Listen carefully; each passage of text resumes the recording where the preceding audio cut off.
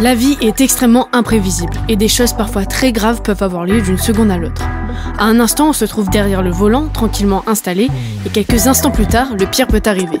Une chose est sûre, personne n'est épargné par les obstacles de la vie. Et les personnalités que nous allons vous présenter aujourd'hui ne font pas exception, c'est pourquoi nous vous proposons de découvrir ces joueurs de foot qui ont failli mourir. Juste avant de lancer cette vidéo, pensez à vous abonner et à laisser un j'aime sur cette dernière. Aussi, activez la cloche pour ne rien louper du futur contenu de la chaîne. Maintenant, commençons avec notre premier footballeur. 1. Cristiano Ronaldo.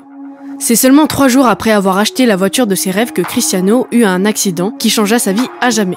C'est lors de la matinée du 8 janvier 2009 que l'entraîneur de Ronaldo pose à toute son équipe une séance inhabituelle. CR7 jouait pour Manchester à l'époque et l'équipe venait de subir une défaite déchirante.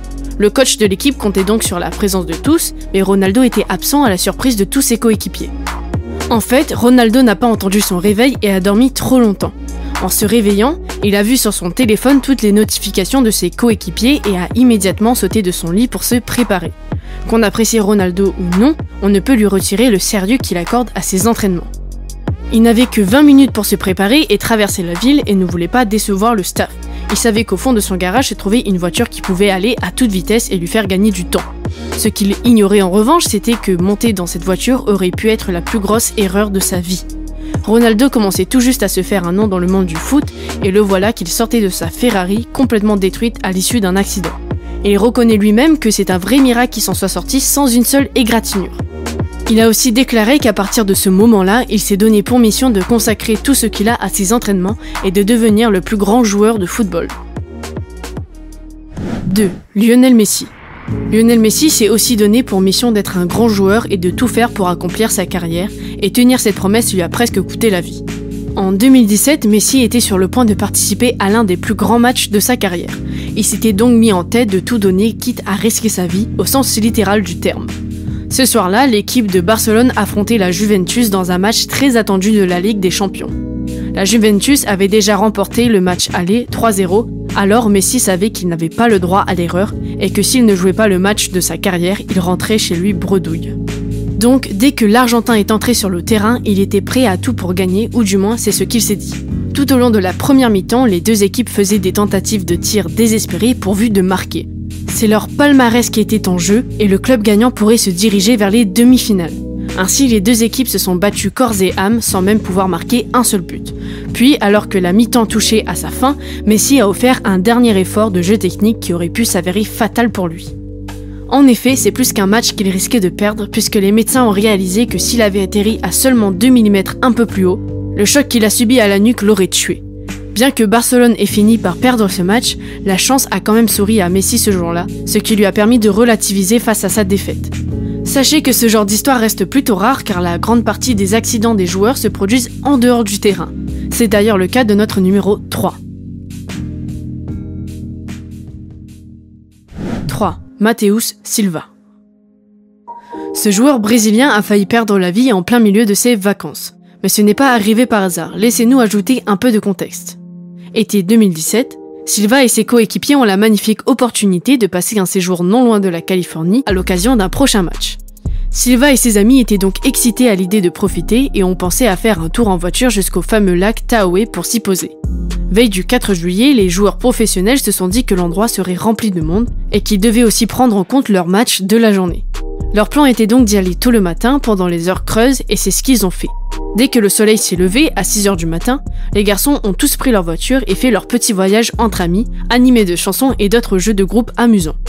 Une fois tous arrivés à la plage, Silva a laissé son impatience prendre le dessus, il a vu le sable, l'eau claire et n'a pas pu s'empêcher de piquer une tête. Mais un drame eut lieu. Silva a soudainement commencé à crier à l'aide avant de se noyer et de sombrer. À cet instant, leurs visages se sont décomposés. Ils ont couru et ont sauté pour le récupérer, mais au moment où ils l'ont sauvé, il était trop tard. Matheus ne respirait pas et n'avait plus de pouls. Ils ont donc appelé les urgences et 2 jours plus tard, Silva s'est réveillé d'un coma, confus et hébété. Ce coma fulgurant a été initié dès qu'il sauta dans le lac. Il était tellement excité qu'il ne s'est pas rendu compte que l'eau était gelée à 4 degrés Celsius. Alors, dès qu'il est rentré dans ce lac gelé, son corps a subi un choc thermique et son cœur s'est arrêté. Après avoir découvert qu'il se rétablirait sans encombre, son coéquipier Chris Wondolowski, très soulagé, a tenu à lui rendre hommage lors de leur match suivant en portant son numéro 38. Il a même marqué un but ce soir-là et lui a dédié. Manquer de se noyer, c'est quelque chose de marquant à vie. Mais s'il y a quelque chose qui l'est plus encore, c'est de manquer de mourir avant même d'avoir atteint son premier anniversaire. Passons au 4e joueur de cette liste. 4. Neymar Jr. Ce qui s'est passé en 1992 aurait pu changer la vie du joueur mondialement célèbre, et pour de bon. À l'époque, Neymar n'a que 4 mois. Son père, sa mère et lui étaient en route pour rendre visite à de la famille. Leur famille habitant au Brésil, les jeunes parents parcouraient les routes de montagne avec leur fils en voiture. Une tempête puissante a frappé la route de nulle part. Et quand on vous dit qu'elle était puissante, on ne fait pas référence à une petite pluie qui va et vient. C'était tellement violent qu'ils ne pouvaient même pas voir à quelques mètres devant eux. La dernière chose qu'ils aient pu voir était les phares de la voiture qui leur est rentrée dedans. Tout le monde, sans exception, finit blessé des suites du crash. Son père se souvient de chaque détail de l'accident. Il a fait part du témoignage suivant. Une voiture est venue vers moi, j'ai essayé de m'en écarter, mais elle nous a heurté de plein fouet sur le côté de ma portière. Ma jambe gauche a été propulsée sur l'autre, me luxuant la hanche. J'étais désespérée et j'ai dit à ma femme que je pensais que j'étais en train de mourir. Mais j'ai directement pensé à ma pire peur. Où était Junior ? La voiture a été frappée si fort que Neymar a littéralement disparu de l'horizon. Sa famille n'avait aucune idée de l'endroit où il pouvait être. Ils ne savaient pas quoi faire jusqu'à ce qu'ils entendent des pleurs. Évidemment, c'étaient les pleurs de Neymar qui étaient piégés. Son père a donc regardé sous le siège du conducteur d'où les pleurs venaient. Et c'est là qu'il a trouvé son fils couvert de sang. Cette vue choquante provenait en fait d'un morceau de verre qui avait coupé la tête du petit. La famille paniquée s'est précipitée à l'hôpital. Neymar s'est retrouvé face à face avec la mort et n'était même pas assez âgé pour comprendre ce qui se passait, ni même ce qu'on lui disait. Quand le père de Neymar a appris que son enfant n'avait pas de complications et qu'il irait bien, son premier réflexe fut de remercier Dieu. Il a dit à ce moment-là, il sut que Neymar était béni. Au final, cet accident a causé plus de peur que de mal pour Neymar. Mais de toutes les situations extrêmes que nous avons présentées, aucune n'atteint le niveau de menace rencontré par notre prochain footballeur. 5. Ángel Di María. Cet homme vit chaque jour avec la menace d'être attaqué qui plane au-dessus de sa tête. Et dernièrement, la situation est devenue si grave que des malfrats en ont eu après toute sa famille. Au début de cette année 2021, Ángel et ses coéquipiers du PSG étaient tout sourire. Leur équipe commençait bien la saison et ils prouvaient aux gens qu'ils avaient tort de ne pas avoir cru en eux. Les joueurs du club du Paris Saint-Germain avaient donc décidé de profiter d'un match très attendu afin de faire leurs preuves. Et tout au long de la première mi-temps, ils ont maîtrisé la situation en tenant tête avec un score 1-0. Mais personne n'aurait pu prédire ce qui se passerait quelques instants plus tard. Pendant la 62e minute, tous les membres du staff recevaient des appels. Et juste après, Ángel a dû être escorté immédiatement hors du stade, sans aucune explication en plein milieu du match. Que s'est-il passé ? Eh bien, sa famille était en grand danger. Il s'avère que des criminels avaient les yeux rivés sur sa propriété et attendaient qu'elle soit libre. Dès que ces criminels ont découvert que Di María avait un match, ils y ont vu une opportunité et l'ont saisi. C'est donc comme ça qu'ils sont entrés par effraction dans la maison où la femme et les 2 filles d'Ángel se trouvaient.